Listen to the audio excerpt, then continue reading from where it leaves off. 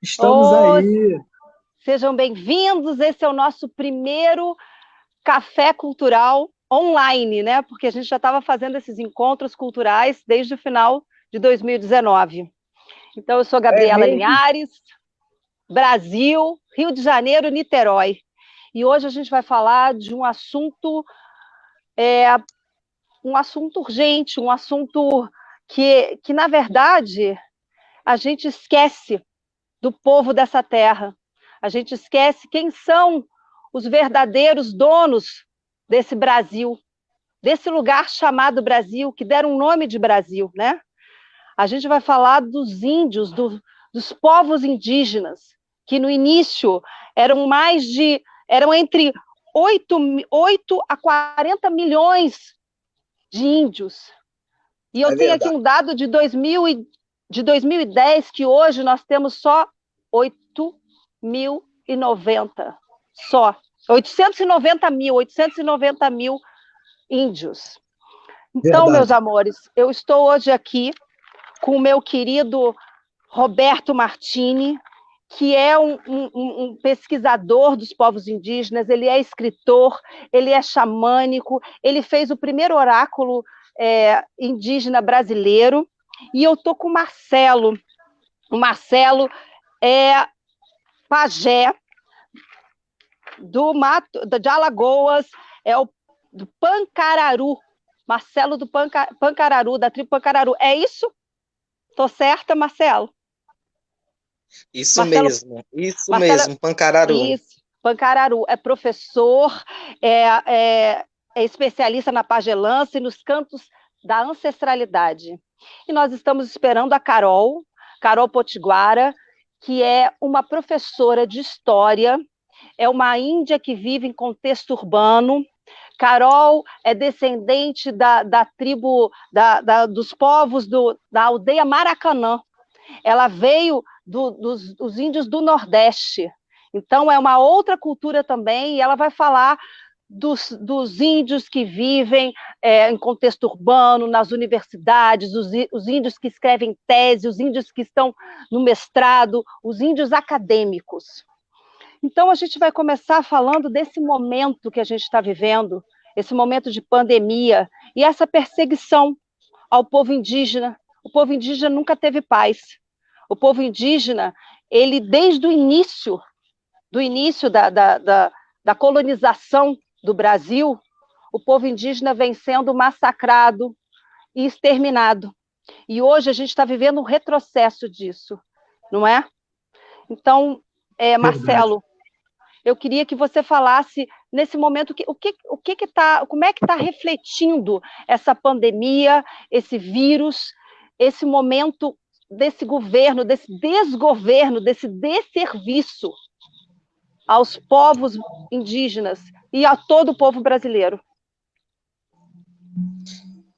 Boa tarde a todos, né?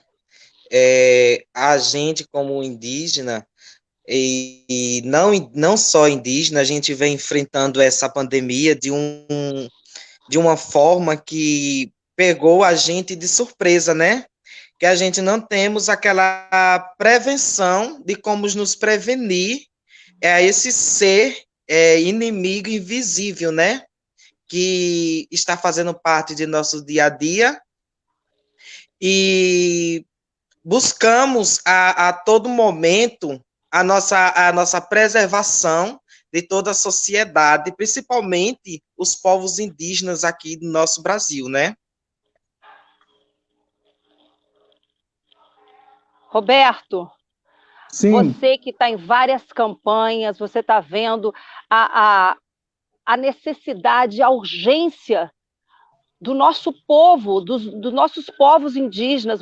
A gente tem conversado sobre isso, a fome que está chegando, a necessidade, o massacre, né? Todo esse movimento que está acontecendo na Amazônia, essas invasões, esse desmatamento exacerbado, que aumentou, os dados de 2010 para cá, aumentou 80% o desmatamento na Amazônia, né? E a gente tem essa questão dos garimpeiros, a gente tem várias questões dessa loucura que está acontecendo, né? Vamos acabar, para que índio, né? Para que índio? Sim. O que acontece, Gabriela? Na verdade, a perseguição com os povos indígenas, como você sabe, ela se dá no início, né, de 1500, né, e em alguns governos isso pode se agravar, né, para mais ou para menos, né? Nesse exclusivamente nós temos uma aceleração, né, nesse processo de invasões de terras indígenas, porque há vamos dizer assim, um desentendimento nos poderes em relação à FUNAI, a Fundação Nacional do Índio, né? Então, nós estamos enfrentando isso, que os próprios indigenistas, né, as pessoas que são os militantes, os ativistas dentro das comunidades, elas têm se articulado, né, para pressionar o governo, né, em relação a demarcação de terras, em relação à expulsão dos madeireiros e garimpeiros, inclusive agora no território Yanomami. Nós temos dados gravíssimos na Amazônia, como dos indígenas do povo Cocama, né? E eu estou aqui, inclusive, com a camisa, né, do nosso grupo, da comunidade Xamanes Brasil. Hoje acabei de fazer uma publicação, nós fazemos atendimentos de cestas básicas em algumas comunidades. Acabei de fazer agora na comunidade da Figueira, em Arraial do Cabo, a comunidade indígena Tupinambá, né? São pescadores, são caiçaras e indígenas tupinambás, que são remanescentes dos tupinambás do Rio de Janeiro, né? E a gente está na nossa quinta fase. Nós atendemos diversas comunidades indígenas do Rio de Janeiro, presencialmente, né, com máscaras, com toda segurança para fazer as doações para os povos indígenas daqui da região do nosso estado do Rio de Janeiro, Paraty, Maricá, enfim, diversas comunidades. E também nós demos alguma ajuda, né, fizemos algumas doações em valores, né, da nossa própria possibilidade, a possibilidade dos nossos membros do grupo, para algumas etnias, algumas tribos de outros estados do Brasil, né, como indígenas do Parque do Xingu, indígenas do Nordeste, enfim. E estamos participando de vaquinhas, dos paus Funiô, Pataxó, né? E a gente se estende nós que somos dessa militância cultural, a gente estende essas doações, né, também para comunidades tradicionais, como hoje nós fizemos para os povos indígenas Tupinambá, mas amanhã estaremos indo, né, na comunidade dos catadores de caranguejo, né, da cidade fica entre Rio das Ostras e Cabo Frio, na comunidade do Rio Tamoio. É importante a gente falar da importância da cultura indígena, da riqueza da cultura indígena, porque a gente sabe que essa diversidade, a diversidade que tem hoje no Brasil, ela está no nosso embrião, porque antes dos portugueses chegarem, depois chegaram os portugueses, depois a invasão dos holandeses, depois vieram os franceses, antes disso já tinham vários povos que moravam aqui, cada um com os seus costumes, com seus ritos, e coexistiam. Existia uma comunidade, cada um tinha a sua comunidade, os tupinambás, os guaranis já tinham consciência da sua comunidade, consciência do seu grupo.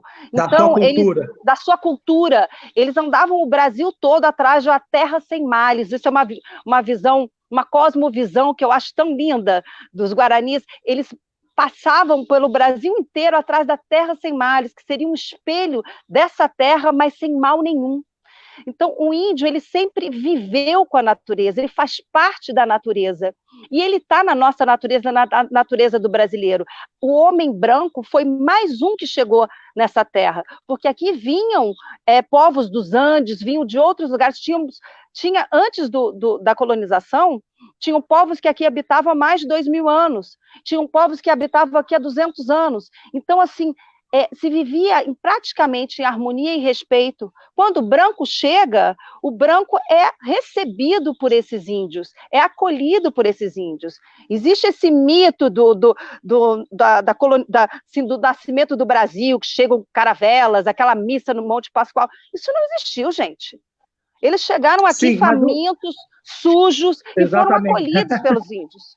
É verdade. Sim, mas o que é importante, Gabi, a gente, né, pontuar nessa conversa, é que, independente da etnia ou da descendência qual o brasileiro, né, tem como ancestralidade, todo o povo brasileiro ele tem na sua essência a comunidade indígena.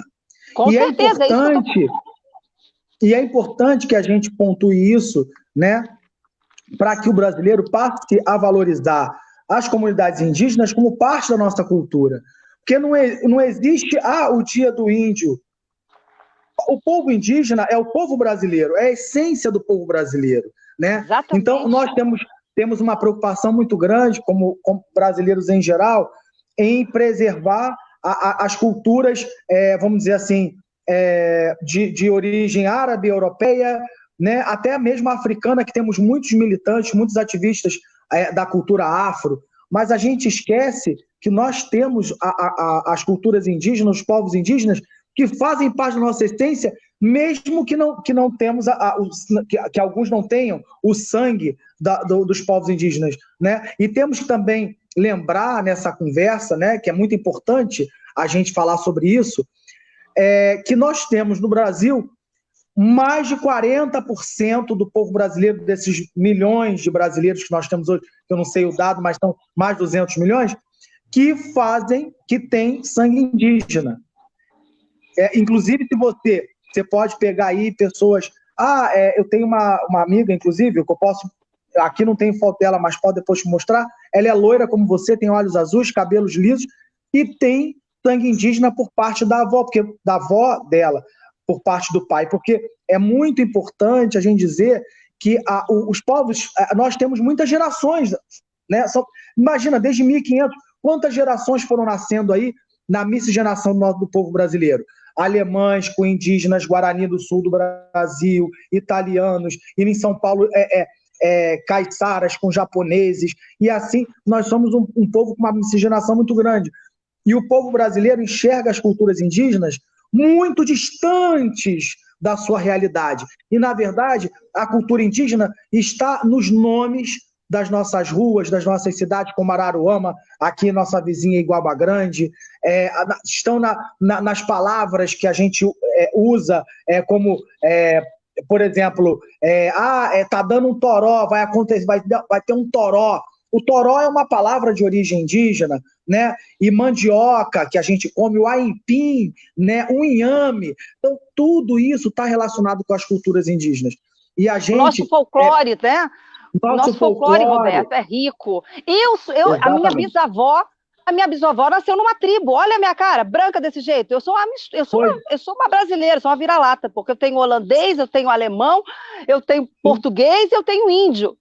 Então, sim, assim, a gente precisa falar. E eu lembrei de uma coisa, porque o Roberto, ele é cigano, né? Eu esqueci de falar isso, Roberto, porque a cultura cigana e o povo cigano também é completamente esquecido. E eu me lembrei do Abrahão, nosso ex-ministro da Educação, que fugiu, né? Que ontem hoje ele já está em Miami. Ele falou que ele odeia a expressão povos indígenas, povo cigano. Ele odeia. Ele diz que existe um povo só, que é o povo brasileiro. Isso já é uma das faces do fascismo, que é um povo só. Nós não somos um povo só. Nós somos plurais. Nós somos plurais. E isso é que nos faz, isso que tem um balagandã do brasileiro. E eu estava falando essa pluralidade, essa diversidade já vem no nosso embrião. Nesses povos que existiam aqui, e que quando o branco chega, ele vem para ter mais um tipo, mas ele vem explorando, ele vem subjugando, ele vem querendo para ele. Então, o nascimento da Terra Brasil é muito pesado, gente. É muito pesado, é de exploração, é de estupro, é de massacre, é de morte, é de escravos. Isso é uma realidade. E esse povo de batalha, esse povo está lutando até hoje. Até hoje eles estão lutando para preservar uma natureza. Olha a Amazônia, eles querem agora achar metais preciosos na Amazônia. A diversidade da Amazônia, a maior fonte de água doce. Então, assim, isso é a riqueza. A biodiversidade na Amazônia é muito maior do que você criar gado e procurar metais, gente. Então, assim, é uma ignorância, é um desserviço que está acontecendo. É um desserviço. Ontem, eu tenho uma coisa muito interessante, dia 18 de junho, eu até anotei aqui, ó, 9 ex-ministros divulgaram uma carta aberta em defesa da democracia e da sustentabilidade. Então, assim, estão lutando, e a gente vai conseguir.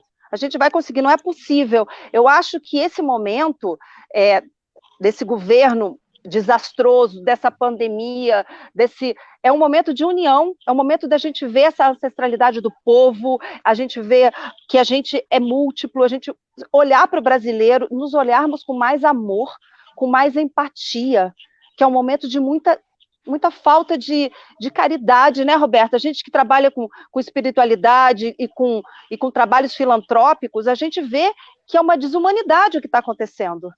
É verdade. Não parece real.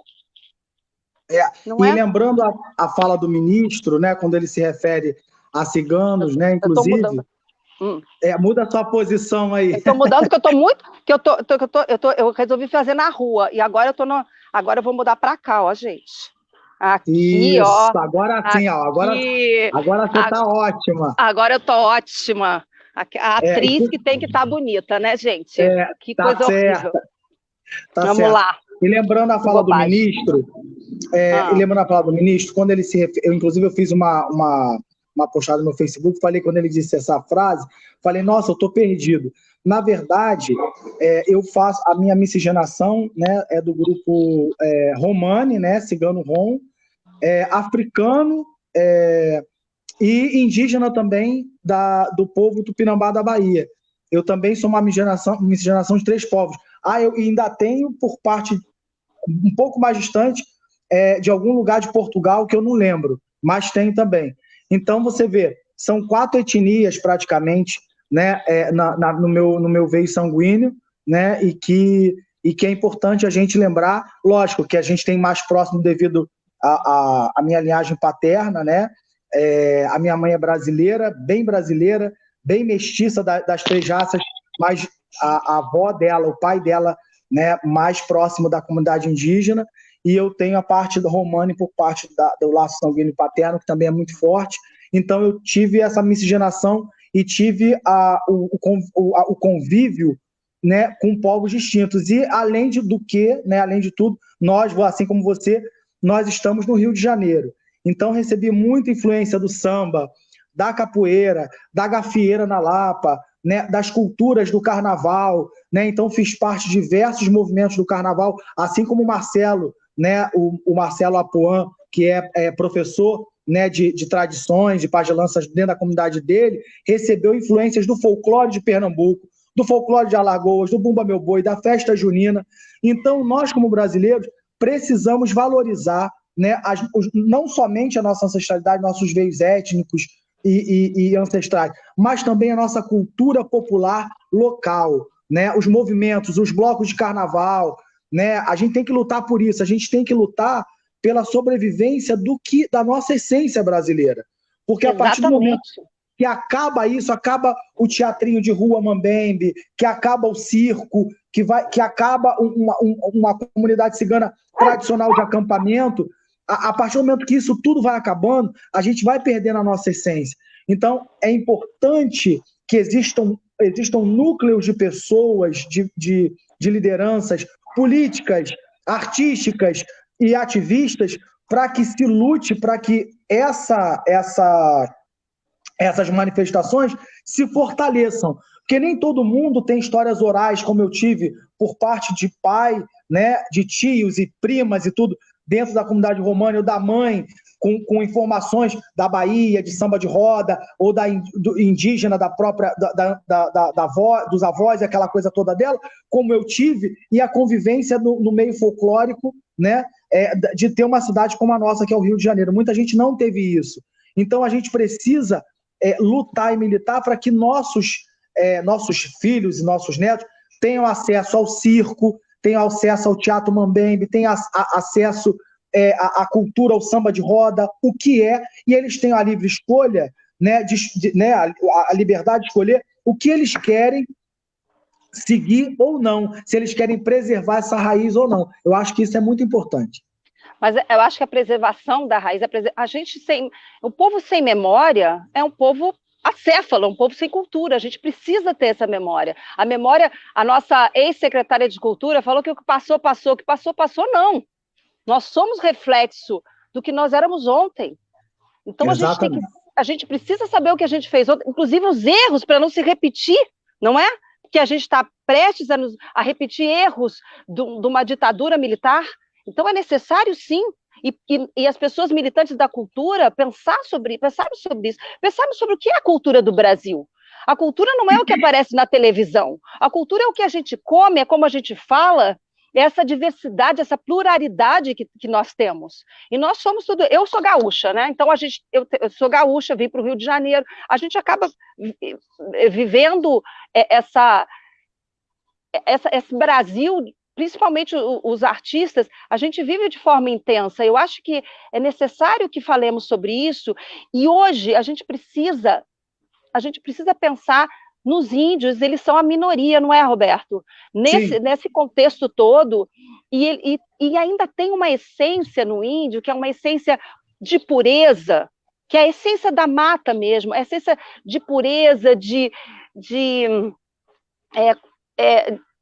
certa ingenuidade, que eu acho que é poética, que é bonita, e que eles insistem e persistem em continuar com seus ritos, com seus mitos, com a sua essência e com a sua cultura. Isso é maravilhoso, e a gente precisa pensar sobre isso. Naquela reunião do nosso presidente, aquela reunião horrorosa, né?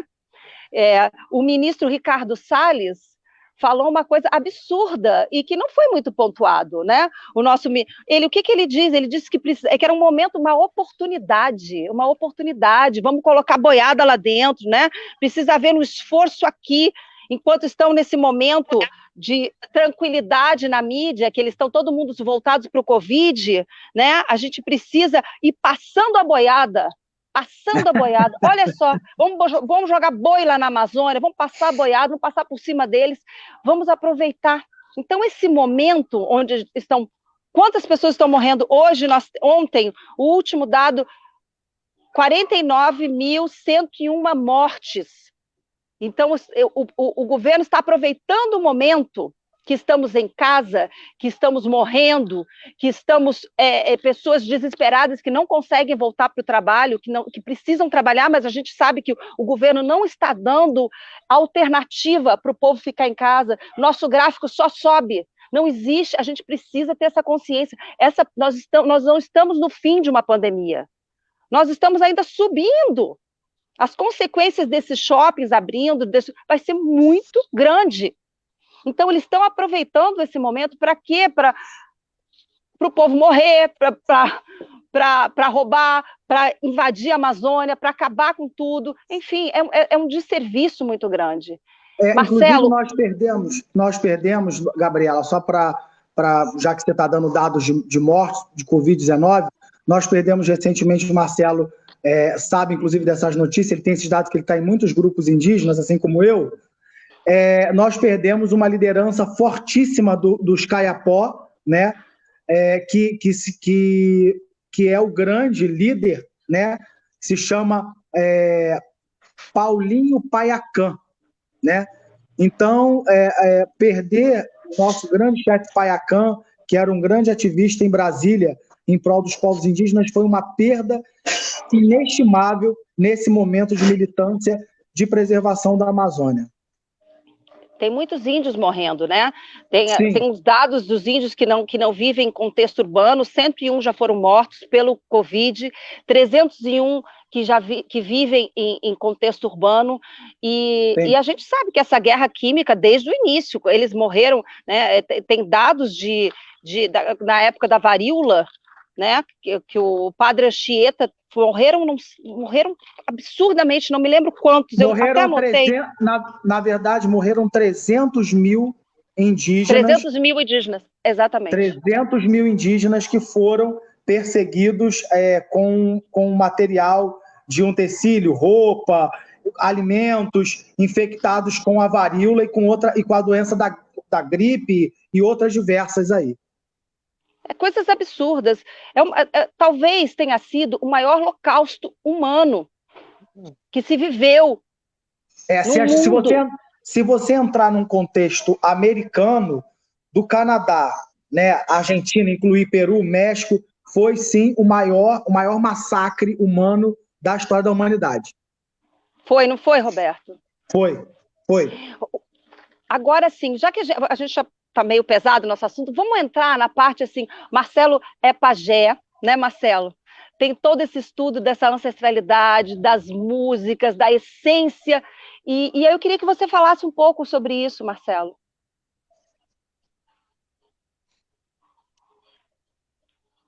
Como é a pergunta? Não entendi, exemplifique mais. Eu queria que você falasse sobre o trabalho que você faz com a sua tribo, sobre a pagelança, sobre todo esse trabalho místico também, que eu sei. Eu queria que você conversasse, falasse sobre como para a gente ter um pouco dessa cultura, dividir com o pessoal. Bom, aqui em Pancararu, eu comecei com essa pagelança desde, vamos dizer, dos meus 7 anos de idade, mas a partir dos 10 anos de idade foi que eu comecei a desenvolver tudo isso, e hoje está com 10 anos que eu faço esse trabalho aqui dentro da área indígena. Passo curandeiro aqui, rezo no pessoal que precisa, que necessita, e aqui a gente usa diversas formas nos rituais, tanto os nossos cantos sagrados, como os artesanatos indígenas. Marcelo, Roberto, você pode explicar mais ou menos o que é a pagelança? Porque a gente vai falando, a gente que sabe, mas assim o povo não sabe exatamente. Você podia explicar? Então, qual é a função do pajé, né, dentro da aldeia indígena? O que o Marcelo faz dentro da comunidade dele? Ele é um líder tradicional, né, do povo dele, e é um membro, né, que preserva os cantos, a medicina das folhas, das ervas, das raízes, né? Então, a função principal do Marcelo, aí que está presente aqui na nossa live, é manter as tradições dos médicos antigos, porque o pajé não é nada mais, nada menos do que um médico, né, mas também com uma função sacerdotal, vamos dizer assim, uma função religiosa. Então, ele é uma mistura das duas coisas. Ele é um médico e também vamos dizer, um padre. Ele faria esses dois papéis, né, de escutar o membro da comunidade dele com problemas, né, e também fazer a parte festiva dos cantos, cantar, organizar as rodas, né, né, vamos dizer, de festiva. Então, essa é a função do pajé. Exatamente, isso mesmo. Tem uma coisa muito interessante que a gente, o pajé, o sacerdote, o xamã, né? Quando a gente vai estudar o início da arte, o início da medicina, o início da filosofia, o início do ensinamento, a gente vai chegar nesse ser, nesse xamã, né, que no período mítico-mágico, né, nos períodos embrionários da humanidade, quando nós ainda vivíamos todos em tribo, esse xamã, esse sacerdote, ele foi o primeiro ator, ele foi o primeiro médico, ele foi o primeiro filósofo, o primeiro professor, e é desse xamã que saíram essas profissões. Então, a arte de atuar, ela vem de imitar os animais, e ela vinha de um ritual, né? Então, o primeiro ator é o xamã, o primeiro médico, que é o que conhecia as ervas, o que tinha contato com a espiritualidade, que também era o padre, era o vidente, né? Era o xamã. O professor, o que ensinava, o que passava o conhecimento oral, era o xamã. O que ficava Exatamente. contemplando as estrelas num processo filosófico era o xamã. Então, é muito rico, é muito rico. E é importante a gente falar aqui que essa palavra, né, a palavra xamã, ela vem de origem tunga, né, da região dos Tungos, na Rússia, e essa palavra quer dizer aquele que vê, aquele que mergulha, né? A palavra xamã, o que enxerga, né? Então, o xamã, ele, na verdade, ele antes do Estreito de Bering, né, da migração para o continente americano, desses povos mongóis, né, de origem mongólica, né, étnica, e que ele vai migrando, né, por todo o continente americano, né, nós tínhamos no norte da Rússia a presença dessa religião que ainda existe, essa prática, na verdade, que não é uma religião, perdão, essa prática, essa crença xamanística, né, que é o contato, aquele que enxerga através dos olhos do animal, através desses seres, né, espaciais, né? Então, esse horizonte cosmológico, ele está presente ainda no norte da Rússia, né? E ele vai se espalhando, né, por toda... Acho que o Marcelo teve um problema com a... Acho que ele teve um problema com a conexão dele. E ele vai a Carol também. A Carol também. Ele vai se espalhando. Ele vai se espalhando pelo continente americano e vai formando novas, né, vamos dizer, novos povos, novas crenças, né, novas etnias, novas culturas. Pois é. Agora, então, ficamos nós dois. Vamos falar do seu envolvimento com as diversas tribos, que eu sei que você tem pesquisas, que tem vivências, que tem dados muito fortes, tanto do lado social quanto espiritual, e esse momento também que a gente está vivendo. Eu queria que você falasse sobre isso, sobre a sua vivência. Se você vai até se espantar com esse início. Foi o seguinte, Carol, você que é atriz, né? Carol deve estar pensando em mim, que a Carol Gabi. tá tadinha, ela tá tentando entrar. Ela deve estar desesperada pensando na gente aqui. Então, Gabi, sabe como é que começou esse interesse? Eu fui convidado para participar de um teatro no colégio, na terceira série, e nós iríamos apresentar no final do ano da terceira série uma peça que se chamava A Lenda da Mandioca. E aí, através dessa lenda, dessa peça de teatro, né, acho que o Marcelo voltou. Marcelo voltou. Arro, Marcelo. Caiu. Através dessa peça de teatro, eu tive que... nós todos da turma tínhamos que pesquisar os nossos papéis, né? E o meu papel era um líder de cântico, né, como fosse ali o pajé da lenda da mandioca, e eu tive que pesquisar. E aí foi onde eu cheguei em casa com a minha mãe sempre muito solícita, muito amiga, né?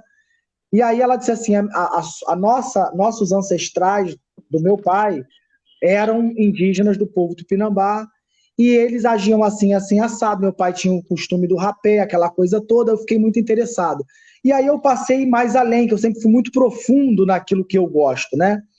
E aí até o final do ano, né, onde essa peça ia acontecer, eu já tinha montado todo um contexto, né, de personagem, eu incorporei aquele personagem, e aí eu passei a viver aquilo. E nos dias atuais, né, eu tive a sorte, né, devido, você sabe, o meu ativismo dentro da cultura, de festa, que inclusive fiz aí no Jardim das Artes, em benefício da Casa do Índio e também do Espaço Cultural de vocês. Eu sempre tive isso desde 2007. Eu tive a sorte de ter como parceiro o presidente da União Cigana do Brasil, falecido, infelizmente, né? E por conta disso, desse apoio, nós começamos a fazer esse movimento. Ele é compadre da Eunice Cariri Sorominé, né? O Marcelo tem esse vínculo, né, de apadrinhamento, que é o filho dele, que é hoje o presidente da União Cigana do Brasil, e nós fazíamos esse movimento de festa para doar para a Casa do Índio. E eu mantive isso desde 2007. Então, você vê, e aí hoje, né, com tantas idas e vindas na Casa do Índio, fui fazendo amizade com diversos povos, do Xingu, Pataxó, aquela coisa toda, e passei, devido ao meu trabalho, com festas, com eventos, né, e também na linha empresarial, fazer viagens e acabei me consolidando com grandes amizades, solidificando grandes amizades dentro dessa caminhada com os povos tradicionais indígenas. E aí começa, e aí hoje desencaminhou, hoje desagou numa grande, vamos dizer assim, num grande contexto, né, vamos dizer assim, filosófico, né, que é a Fundação Turizíndio. E a partir desse, o que é a Fundação Turizíndio? É uma fundação que faz trabalhos de preservação com a cultura nas comunidades indígenas. Então, eu passei a fazer isso no Xingu, fiz isso no território da Ilha do Bananal, nos Carajá, no Javaés também, e gostei muito dessa ideia de levar turistas, pessoas de outros países, para conhecer as comunidades indígenas. Então, isso foi muito bacana. E aí, a Fundação Turizíndio, eu acabei namorando, né, esse trabalho com eles e acabei estendendo isso para outras regiões. E nós temos grandes parceiros no Brasil, como o Emerson Pantalelli, que faz isso também lá em São Paulo, né? Nós temos aí dois grandes indigenistas aqui que estão aqui na live, mas aqui a gente não consegue, eu não consigo enxergar, a gente não consegue visualizar, que é o Wagner e o Tiago do Estado do Pará, que estamos acompanhando aqui. Então, a gente faz esse trabalho, é um trabalho muito bonito e é um trabalho muito prazeroso. A Casa do Índio também é um trabalho lindíssimo e é cuidado por aquela senhora. Que idade ela está, Roberto? Então, a Casa do Índio foi fundada há 50 anos, né? A tia Cariri tem 86 anos. Oh, né? Meu Deus! E ela é a última sertanista, ela foi homenageada na escola de samba, na Imperatriz Leopoldinense, e nós temos alguns documentários com o falecido Chico Meireles, que foi um dos maiores indigenistas do país, e ela fazia transferências de indígenas em terras de conflito.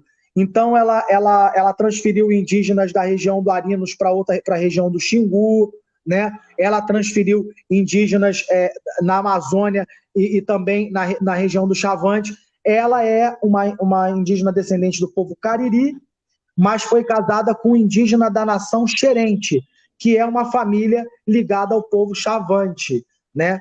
Então, a tia Cariri tem muita história, né? E a gente faz esse trabalho militante ativista. Ela só trabalha com indígenas deficientes e indígenas que vêm em trânsito. Quem vem estudar, vem fazer faculdade no Rio de Janeiro, ela recebe, né, na Casa do Índio e faz o acompanhamento desse indígena até a conclusão do tratamento ou da formação, né, de estudos que aquele índio vem encaminhado para ficar na Casa do Índio. Então, esse é o trabalho dela.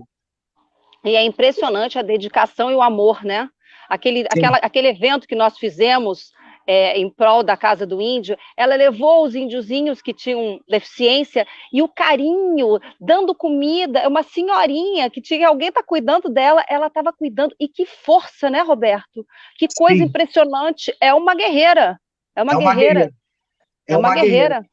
Uma mulher interessantíssima. Não, e além de além das formações que ela é formada, ela tem 3 faculdades, ela é formada na Escola Superior de Guerra, é formada advogada, é formada enfermeira e quase formou em medicina, não conseguiu concluir porque passou na prova para a FUNAI, né, na verdade SPI, que era o Serviço de Proteção ao Índio, e teve que fazer as viagens, né, para o interior do Brasil. Então ela acabou que teve que interromper a faculdade de medicina. Mas o filho dela, João Carlos, que é filho dela, né, ele é indígena Cariri por parte dela e xerente por parte do pai, acabou se formando em medicina na Universidade Federal de Paris. Olha que coisa linda, que maravilha, né? Que maravilha. Marcelo, da sua comunidade, do seu povo, quantos são? Quantos Aqui tem? na comunidade, É, eu, a estimativa são mais de 400 famílias. 400 famílias. E nesse momento de coronavírus, de pandemia, como é que está sendo? Vocês estão isolados? Vocês estão. Como é que está? É, aqui na comunidade indígena Pancararu, até entanto, não tinha nenhum caso sobre o Covid-19, né?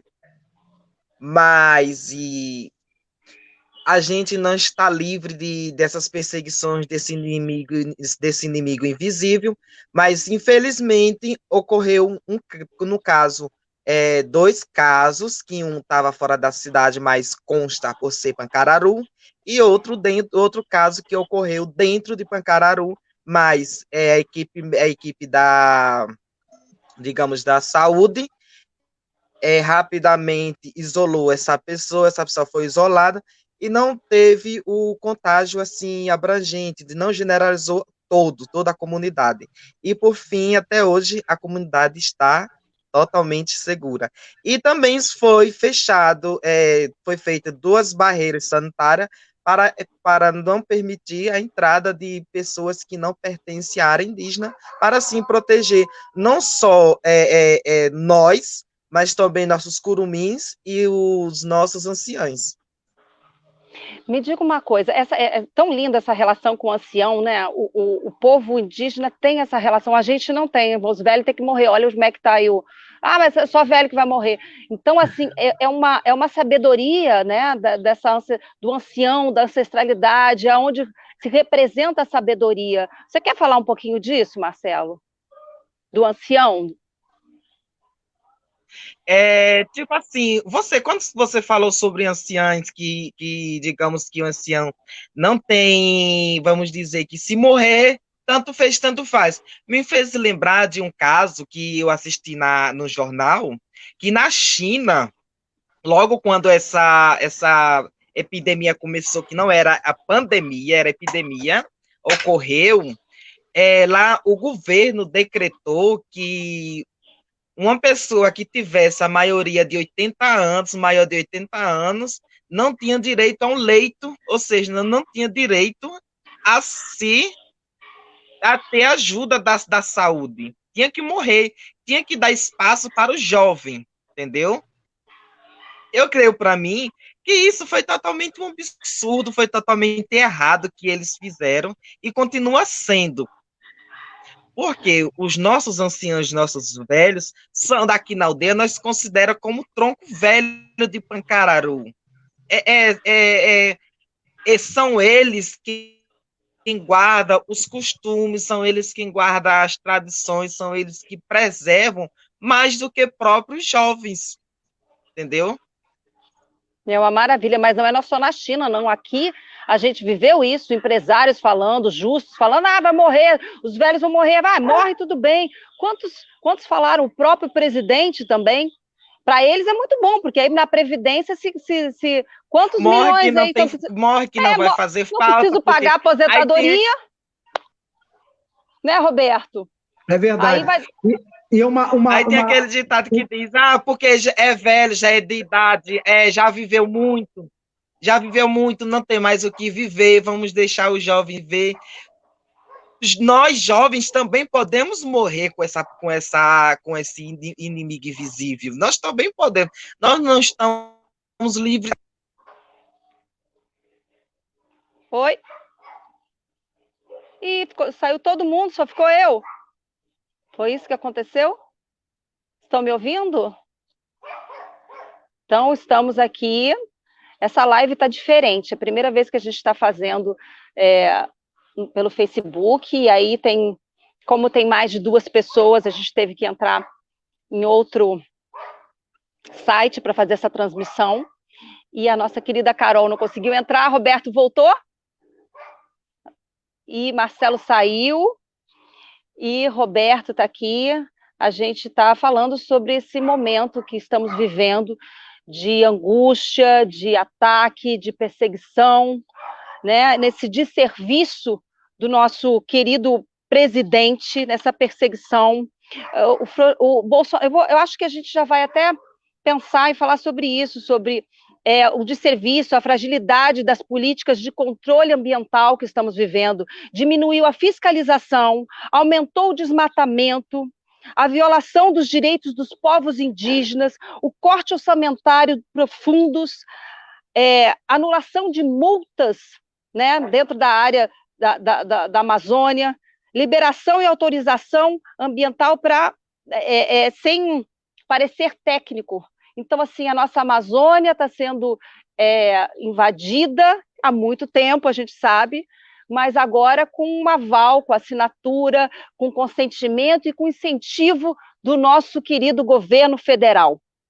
E nós estávamos aqui conversando, não conseguimos continuar com o Café Cultural, talvez eles voltem ainda, e a gente está falando sobre o povo indígena, os povos indígenas, a singularidade desses povos, a pluralidade, né, que vem desde a sua essência, desde do embrião do Brasil. Quando dizem que nós somos um povo diversificado, né, a diversidade cultural que existe no Brasil, ela vem do nosso embrião indígena. Antes dos europeus chegarem aqui, mais de 1.000 povos habitavam o Brasil, com línguas diferentes, povos diferentes, de 8 a 4 milhões de índios que existiam no Brasil, que viviam de forma harmônica, até o branco europeu chegar, que poderia ser mais um povo e a gente ter tido um início um pouco diferente do que foi, mas ele quis subjugar, escravizar e tomar para si essa terra chamada Brasil. E o povo indígena até hoje vive em batalha. É um povo de batalha, que ele batalha pelos seus costumes, ele batalha pela sua origem, ele batalha pela sua terra, que não é dele, ele sabe, o povo indígena sabe que estamos aqui apenas de passagem, e eles preservam a natureza, e a riqueza da nossa Amazônia não está nos minerais, como eu já disse, está na biodiversidade, nas águas doces, toda as possibilidades que essa biodiversidade traz, que para o futuro, essa vai ser a verdadeira riqueza. Nós que estamos nesse momento de pandemia, de isolamento, sabemos que estamos começando uma conscientização do que vale.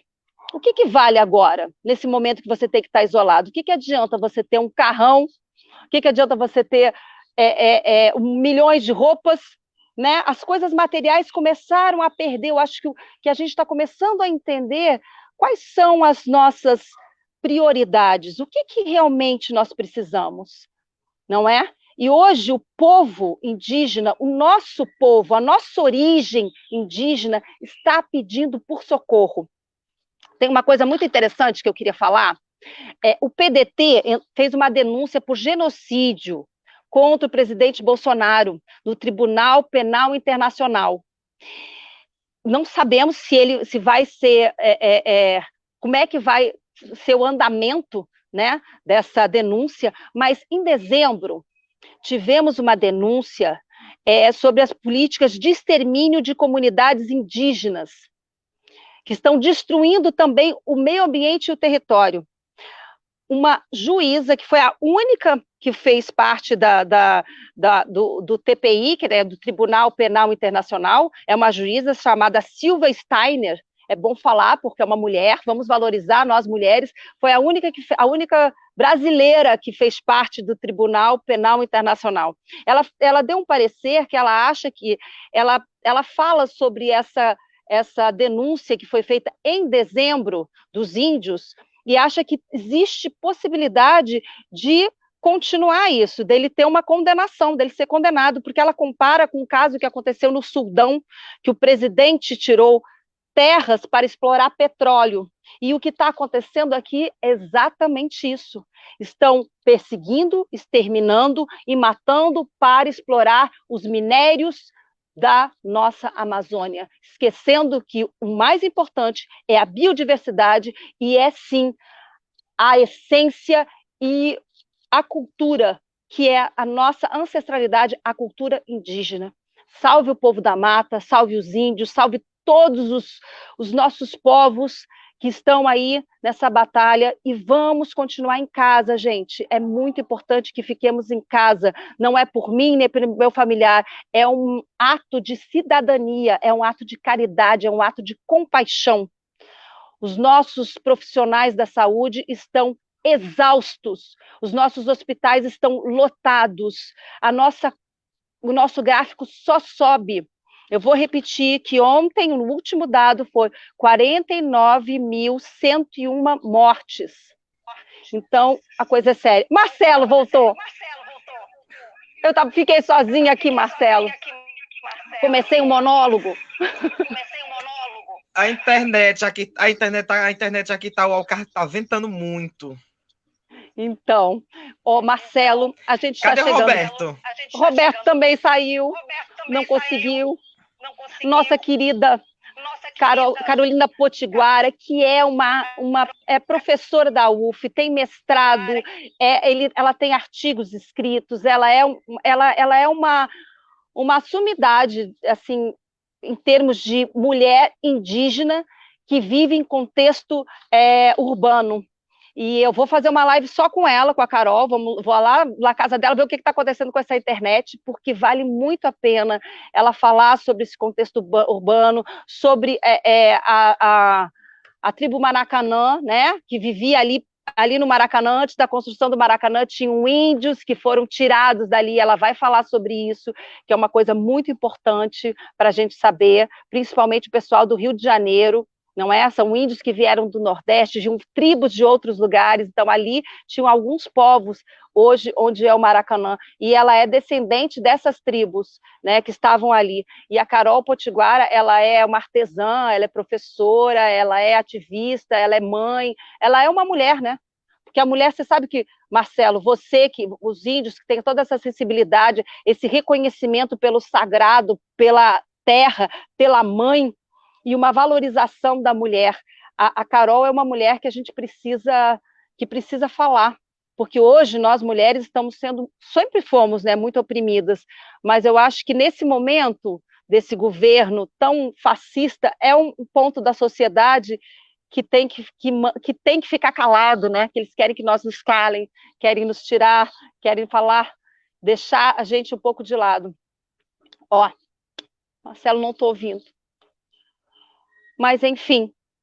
Marcelo, bom, a gente está chegando quase no final da nossa live. Eu espero que vocês tenham gostado, e a gente vai continuar todo sábado com esse encontro, que é o Café Cultural. Pronto, e agora, tá ouvindo? Tô ouvindo. A gente vai continuar todo sábado, eu estou falando aqui com o pessoal, Marcelo, com Café Cultural. Esse Café Cultural é um encontro, e a gente vai falar de várias culturas e do que está acontecendo. Né? Espero ser convidado novamente. Vai ser sim. E a gente tem as nossas lives, que é toda terça e quinta. A próxima live vai ser terça-feira, vai ser com o Dr. Luiz Augusto de Queiroz. Vamos falar sobre a cura física, espiritual e planetária em momentos de pandemia. Eu espero todos vocês. Marcelo, eu agradeço profundamente de coração.